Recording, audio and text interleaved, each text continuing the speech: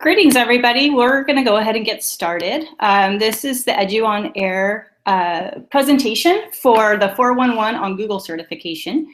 And I wanted to introduce myself. There's actually two of us here today. My name is Kate Petty, and I am the Director of Certification Program for edtech.team. And basically what that means is that I make sure that we know exactly what's required for the certification programs. And I have with me my fantastic colleague, Lisa Thuman, who's the Senior Professional Director of Learning here at edtech.team. And she's going to be answering all of the questions. So as you have questions, make sure you click the link for the questions, and she'll be able to answer them as we go.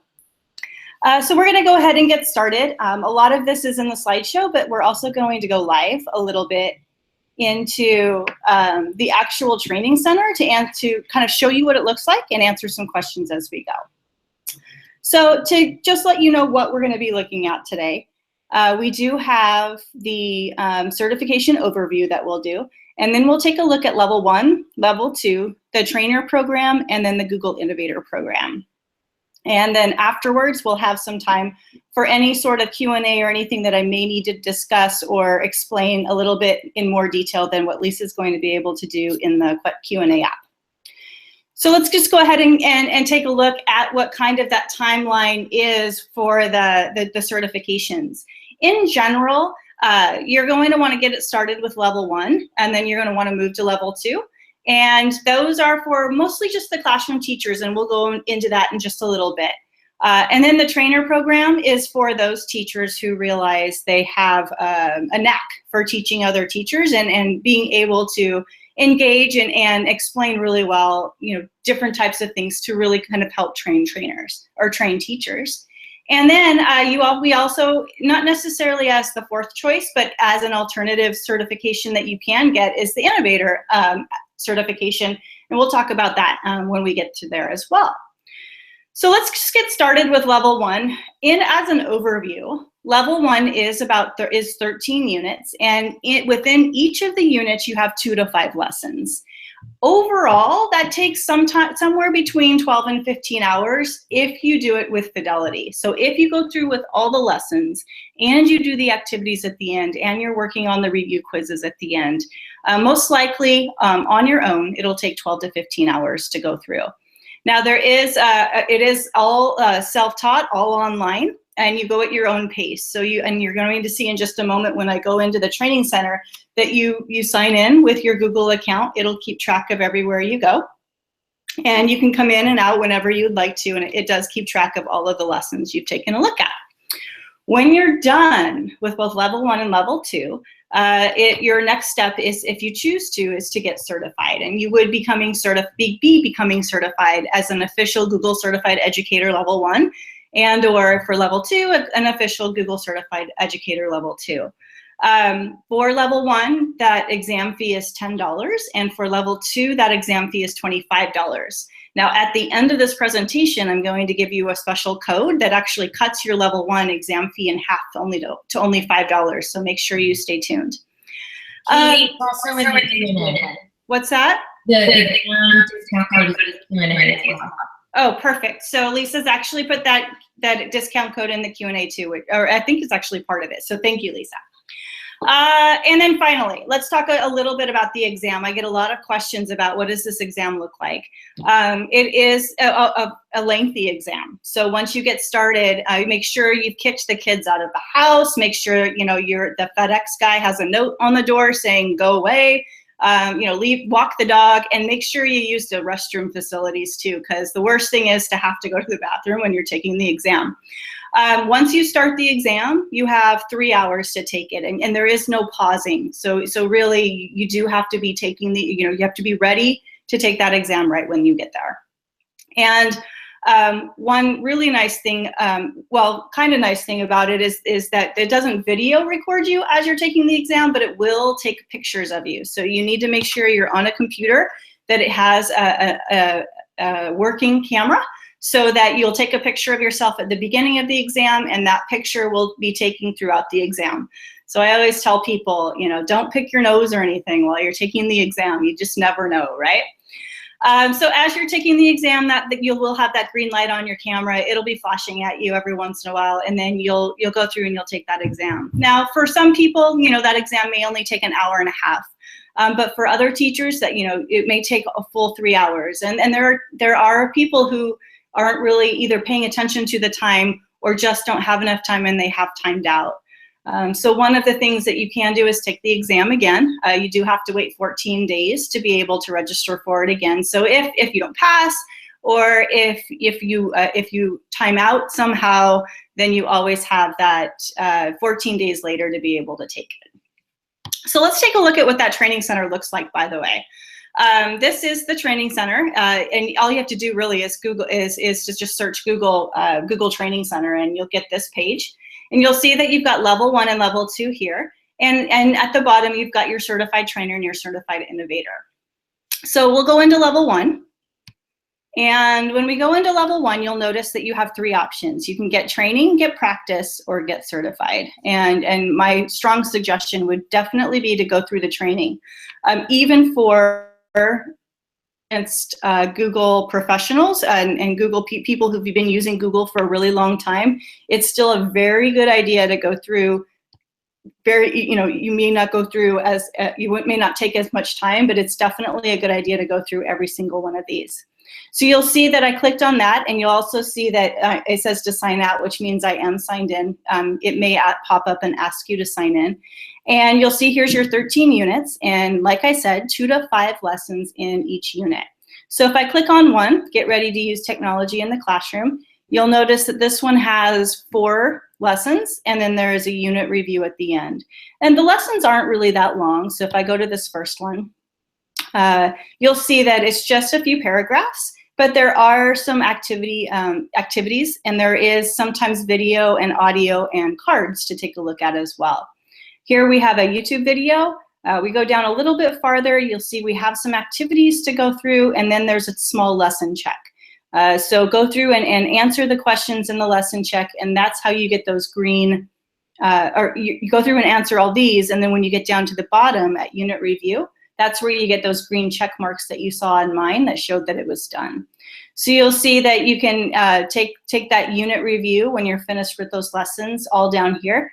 And as you go through, you'll submit your answers, and then it'll take you straight into, if you look on the right-hand side here, it'll just take you straight into the next unit.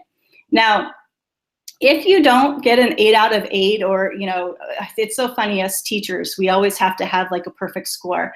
And so if you get a 7 out of 8 or a 6 out of 8, go ahead and take the test again. Nobody's keeping track of how many times you take these little quizzes. And keep in mind, these are just quizzes. These quizzes really have no effect on your certification in general. So if I scroll down, like I took this unit, it'll take me right into unit 2, and you'll see in unit 2 there's only actually 3 lessons, and then the unit review. And like I said, about 12 to 15 hours for this one, and also for level 2. So we're gonna go back. That's pretty much it on the level 1. Level 1, oh, by the way, what it does cover is basically all of the foundational skills for Google. So these are classroom lessons taught or created by classroom teachers. And they cover Drive, Docs, Slides, Spreadsheets, Forms, a little bit of drawings. It also includes YouTube, Classroom, Gmail, Calendar, and then it also includes a little bit of digital citizenship and copyright fair use. So it's a nice, fantastic little package for a teacher who's just kind of beginning to integrate technology into their classroom, and it helps really with that confidence level. But as I mentioned, if you're not a teacher who's just beginning to integrate that technology, I would still strongly suggest that you go through the lessons and you take those quizzes before you decide to take the test. Lisa, were there any specific questions for level 1? Oh, sure. Well, they're not specific to level 1, but I think that this would be a great time to talk about it before you move on to level 2. Dan D in the chat asked for some pointers on what the exams cover. So maybe you can just kind of do that rundown for level 1. Oh, I can totally do that. That's because I just retook my level 1 exam last week, so I could remember what was on it. So there are a handful at the very beginning of the test, multiple choice questions. type questions, I should say. So multiple choice, drag and drop, check all that apply. Sometimes it'll say check 2 or check 3, or it'll actually tell you how many to check, which is nice, because I think that those kinds of questions are the ones that give teachers like the most fear. Now, the whole rest of the exam, so that may only take you about 30 minutes to get through those 24, 25 questions. The whole rest of the exam, there's 12 tasks, performance tasks. And so what actually happens is when you register for the exam, you have to wait 24 to 48 hours for an email, because they've created a special testing Google account for you. And when you get this email with your username and password for this testing account, you open a new incognito window when you're ready, and you go ahead and take the exam in that testing account. So you're going to find when you log in that there are already documents in the Drive and in the Gmail and in the calendar that you're going to either have to do things with or create in addition to those. So make sure, I love this exam in that it really asks you to prove that you know how to do things. And it is so satisfying at the end when we finish and we were like, I know this was fantastic. So that's kind of what the exam looks like, and then also all of the apps that are covered in level 1. Was there anything else, Lisa? Sure. The other question was a great one from Amber. She asked, what are the benefits of these certifications? That's a really good question. And everyone, I think, will have a different reason for why they choose to decide to get the certification. For new teachers, pre-service teachers, and teachers who are looking for new jobs, I think this is an absolute fantastic thing to have on a resume. You're going into an interview with a potential, with your potential principal, and you'll be able to prove with these certifications that not only do you know how to use technology, but especially once you finish level 2, it also proves that you really can purposefully integrate that technology into your classroom. There is a strong purpose for why your students are doing the things they're doing on the computer and the devices. For other teachers, it's one of those things where you just need to, I'm this way actually. I just need to prove to myself that I can do something, and these kinds of things are really exciting. So I really love getting my level 1, level 2s, any kind of certification I can when I'm interested in it, so that I can prove to myself I know it.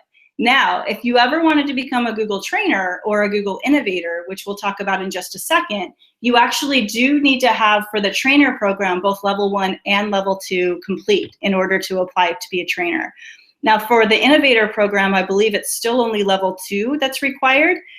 You don't have to have your level 1 for the innovator program, which that's another question I get a lot too, is do you have to have level 1 in order to do level 2? And no, you can do these independent of each other. So if you don't want to get your level 1 and you want to go straight into level 2, that's fine. However, I would strongly recommend taking level 1 so you know what the exam looks like, and then you're going to be ready for level 2, which is a little more difficult. All right, Lisa, I'm gonna go ahead and move on unless there's something else that you think that I should answer right now. No, perfect. Let's talk level 2. Let's talk level 2. So you got most of the gist of all of the level 1s and level 2s in that last level 1. But in level 2, you've got your 9 units. So instead of the 13, there are 9, 2 to 5 lessons in each. Again, it's a good deal amount of time to take through this level 2 curriculum. And here's the reason why for level 2. Well, it has advanced sheets and advanced docs and advanced calendar and Gmail and advanced classroom, all the more advanced features of things. For instance, just to give you an example, something basic that you would see in level 1 with spreadsheets is maybe basic charts, and I don't know how to add a whole column up using basic sum features. However, level 2, if you're looking at sheets and you're going through the curriculum, you're going to learn how to use conditional formatting, and you're going to learn how to use pivot tables. So you're kind of really stepping up into some of those advanced features. Level 2 also, and it's a little tricky, level 2 has a lot of things in it that you may not necessarily know, even if you're a super guru, Google guru. For instance, you'll find hyperdocs in level 2 and multimedia text sets. And if you don't know what those are beforehand, you're not going to be able to immediately take the exam. You're definitely going to want to work through the coursework before you take the exam for level 2. So level 2, again, is a go at your own type of pace. There are review quizzes at the end. Make sure you take those. The exam fee is a little higher. So for level 2, the exam fee is $25. Same thing, same type of test for level 2. So you'll have a handful of those drag and drop multiple choice questions at the beginning, and then you'll actually have to sign into a testing account and do things and create things in that testing account to prove that you know how to do some of the things. One question that I'm asked a lot for the exam fees is, are they ever lower? Are they, can you get a discount? Generally, no, but as we had mentioned before, there is that code to get a little bit off for your level 1 exam. And Lisa put that in the chat, and then it's also at the end of the slideshow.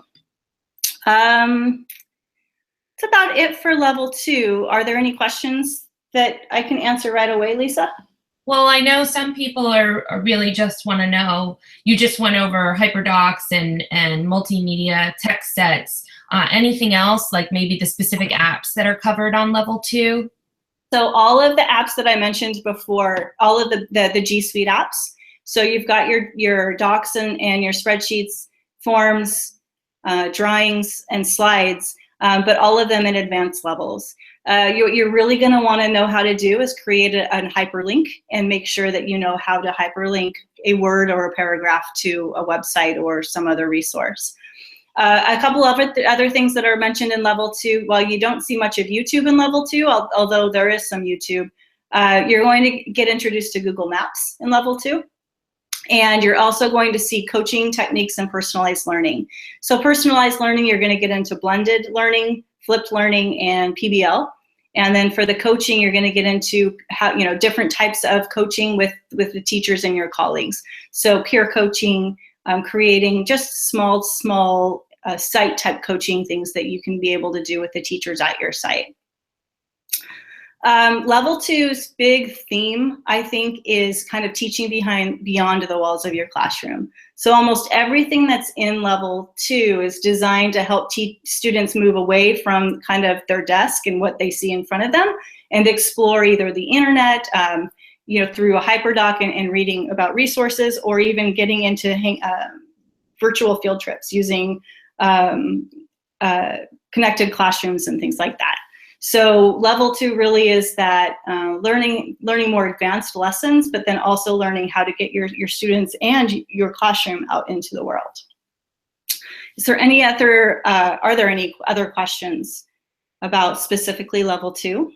Oh, no, we've got some questions once you get to certified trainer. All right, so here we go. Let's do it. So certified trainer, this is really exciting, actually. The whole old training program, if you had been around the old training program, you were having to take 5 exams and they were a little bit outdated, and then apply to be an official Google certified trainer. Well, what's really fortunate and fantastic is that Google completely revamped the training program, and they released it on September 1st of this year. That new release has different requirements that are requisites to be able to apply for the Google Trainer program. Those prerequisites are level 1 certification, level 2 certification, a trainer's essential exam, which is I'll talk about in just a second, and then you actually have to apply in an application process to become a Google certified trainer. Now, the next trainer application deadline is December 31st. So if you have your level 1 and or your level 2s and you'd like to apply, you still have time to be able to do that for this quarter. So once you get your level 1, level 2, I'll take you actually over to the training center. And I'll go back over here to the training. You'll see that there's the level 1, level 2. Let's go into the trainer course, and you'll see that that is very much designed like the level 1, level 2s. There are 7 units, and each unit has about 2 to 3 to 4 maybe lessons in them. This is a significant, this has significantly less impact on your time. I think really, if you do this with fidelity, it may take maybe more like 5 to 10 hours to be able to get through all of this. If you go through and do the lessons. Now, what I absolutely totally love about the new trainer program is that it's not focused on Google Apps. They assume that you know how to use those Google apps by requiring that you know you have your level 1, level 2s. And so what the trainer course really is, and you're seeing this in the title, in all of the titles, is how do you teach adults effectively, and what are the best coaching practices to be able to engage and retain knowledge with those adults that you're teaching. You learn how to create, a coaching plan for anything from with your own PLC to an entire district site level type of thing. There are also sorts of really fantastic scenarios in this trainer program that really ask you, okay, here's the situation, what would you do? And some really good suggestions from Google trainers as to what their answer would be as well. So once you take this 7-unit trainer course, you can actually take the Trainer's Essentials exam. I believe that Trainer's Essentials exam is, my goodness, I think it might be $15. I probably should know that. And then and it's really short. There's no performance task. You can sign up to take it right away. I want to say between 20, I think everyone has a different number of questions, but it's anywhere between 20 and 30 questions. And you just take, you take them. A lot of the not the questions, but a lot of the training center material does also, which I forgot to tell you about, include the US laws for FERPA and COPA. And you're going to want to know your Google branding. So it does have a whole unit just on, once you become a trainer, how are you able, legally to be able to use images that you're taking out of Google, and how do you use their icons legally as well. So once you get your Trainer Essentials exam done, you can apply. So when you click Apply Now, it'll take you through, and it'll ask you to sign in and register. And then it is about a 3-page application process. So the first page is really just getting your registration information. And the second page is all of the hard stuff. So you are going to be asked to, link to your exam certificate for level 1, your exam certificate for level 2. It's going to ask you to link to your trainer's certificate for the Trainer's Essentials exam. It's going to ask you for a case study, and it's going to ask you, lots of questions about, what do you consider as an effective lesson design? And you can actually go through and register for this exam and look at all of the questions ahead of time. You could actually do it now.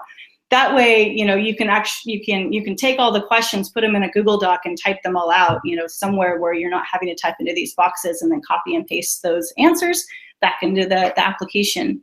So like, as I mentioned, the applications are due on the 31st. There's usually a really quick turnaround. You should know within 4 weeks or so whether or not you became a trainer, and you'll get an email notification of that with instructions for how to proceed. Lisa, is there any type of question specific to trainers that I can answer that I haven't? Well, actually, can we take a pause and answer the question, what happens if someone fails the exam? Yeah, so I think I mentioned this before. It's okay to fail these exams. You can take them again. You still have to pay the money to take them again. But if you fail the exam on the first time, you can take the exam again within 14 days. I think if you fail the second time, it may up it to 21 days. They kind of penalize you in that way. But there is no penalty overall for failing an exam. So don't, my heart still beats every time I take one of these tests. And it always will beat for us. We'll always be nervous. But just note that if you fail, at least you know what you want to study for the next time, and you have that 2-week period to be able to do it. Anything else? Awesome. Yeah, and we've got people here, Kate, from all over the world, like all over the world. It's pretty cool. And one of the questions is the training center or the exams available in any other languages? They are available. So the trainer exam, I'm not sure how many different languages, but definitely in French and Spanish. So those exams you can get in those other languages. As far as the training center itself, I believe it's just a translation. So I think you're just relying on Google Translate when you're looking at that training center. So you may have to fill in a few awkward issues, but the exam itself does have different languages that you can take it in. Anything else? Actually, I think the last question that I have so far, and there's dozens of questions, but we can hold off until you're done with the rest of the last certification. All right, which is Innovator. So Innovator is kind of precious to me, and I think a lot of people. The Innovator program used to be called the Google Certified Teacher Program, and the Innovator program happens infrequently. So it could happen once a quarter in 1 year, or it could happen, 6 or 7 times in 1 year. You never really know when it's going to happen. But what happens is the Innovator program, and you'll see on my bullets here, are for teachers who want to change the world, who want to change education.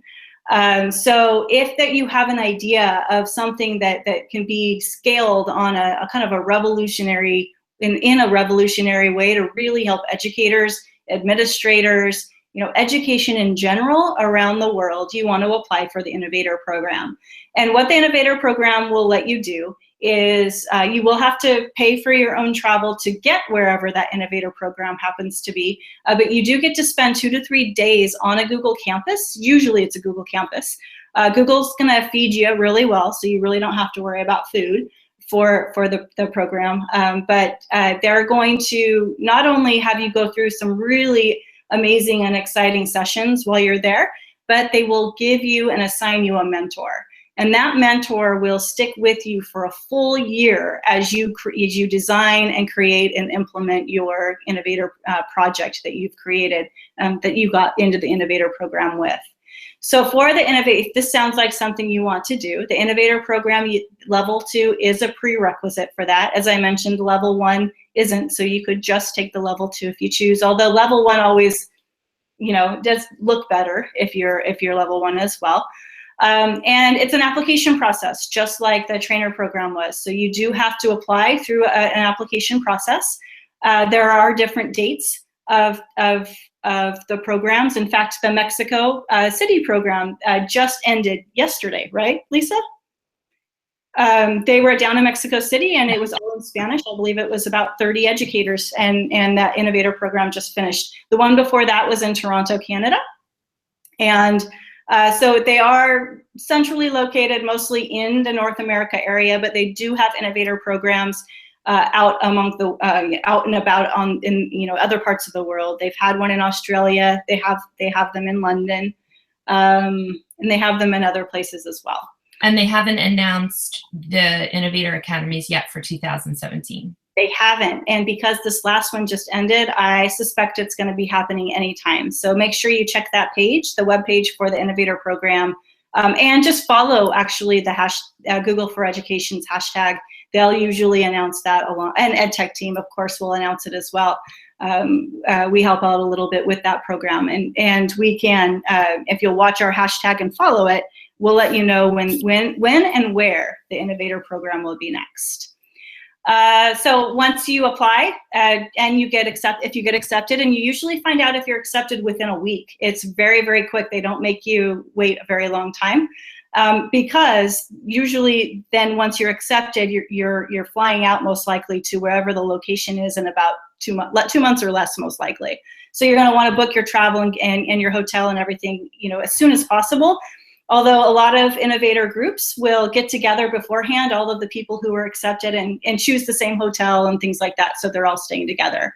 I was lucky enough to get into the Mountain View Innovator, well, it was a Google Teacher program, but Innovator program in 2012.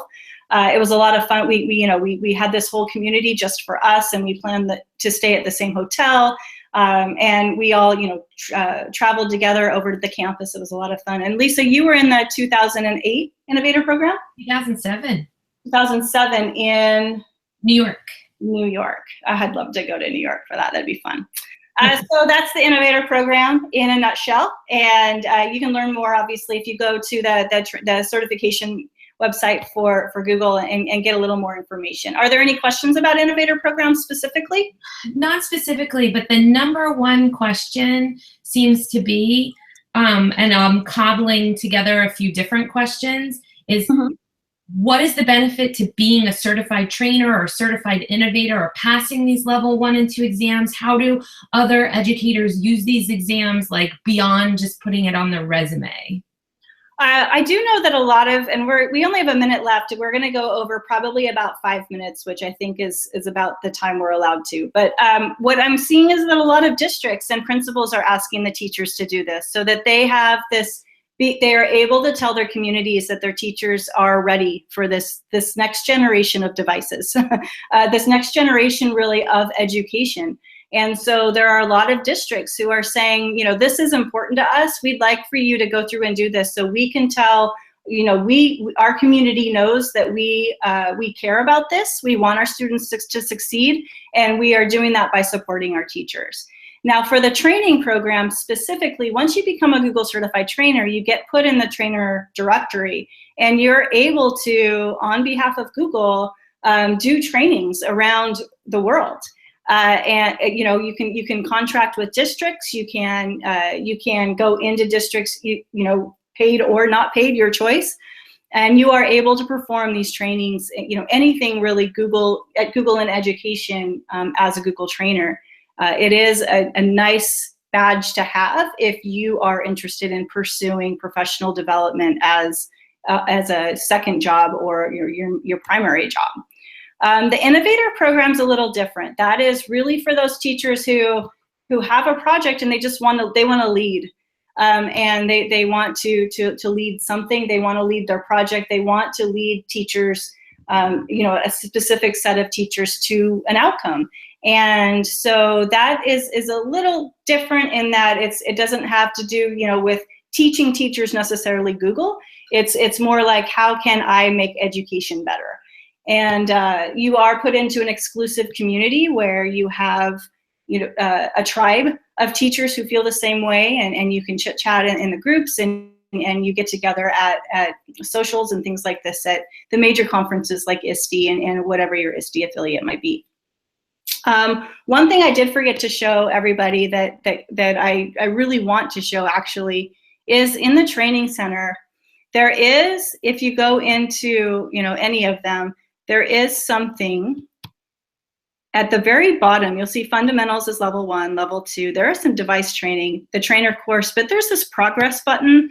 And if you are, if your school will accept hours of professional development based on what's here, you'll notice that, you know, this is my job. I'm actually in this center a lot, 50 hours worth. But this actually keeps track of how many hours and minutes you are progressing through these training programs, and you can actually print this page up and turn it in if your district will accept that for professional development credit. Lisa, was there anything else? No, I think that's it for right now, Kate. All right, so here's that slide about the 50% off of the level 1 exam. I believe Lisa also put this in the chat for this particular session. So if you use the promo code, which is there, and I'm not even gonna try to say that out loud, you can get the exam for only $5, but you have to use it before December 11th, or you have to sign up before December 11th. Once you register to take the exam, please note that you only have 7 days to take it. So if you register today, you only have until next Friday, next Saturday to be able to take the exam, or it'll expire and you'll lose that money.